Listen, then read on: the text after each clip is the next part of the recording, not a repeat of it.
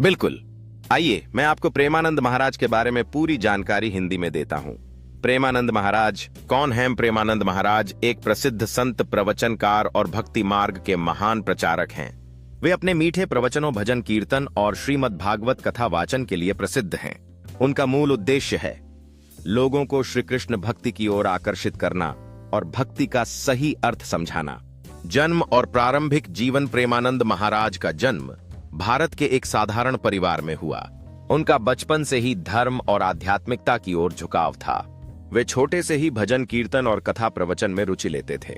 धीरे धीरे उनकी भक्ति में इतनी गहराई आई कि उन्होंने अपना पूरा जीवन भगवान की सेवा और भक्ति प्रचार में समर्पित कर दिया।